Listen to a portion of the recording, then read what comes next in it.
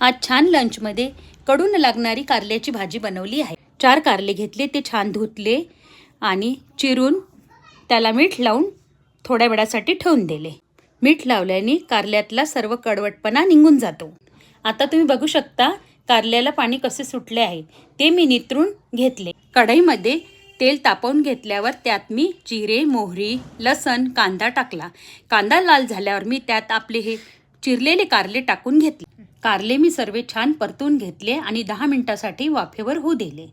अर्धवट कारले शिजल्यानंतर मी त्यात धने, जिरे पूड, हळद, लाल तिखट, गरम मसाला आणि मी वाटण तयार केलं होतं खोबरे, शेंगदाणे आणि कोथिंबीरचं वाटण त्यात टाकलं आणि थोडासा गुळ पण टाकला, यामुळे भाजीला चव येते। आता तुम्ही बघू शकता छान कारल्याची भाजी तयार आहे। ही अजिबात कडू न लागणारी आहे। आता मी छान मठ्ठा करत आहे।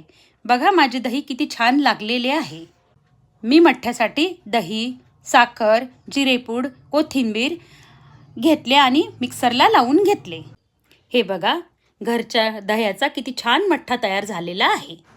आता मी पीठ मळायला सुरू केलेले आहे। छान पीठ मळून झाले आहे। आता मी चपात्या लाटायला घेते। माझा स्वयंपाक झाला आहे। आता तुम्हीच सांगा मला माझा स्वयंपाक कसा झालेला आहे।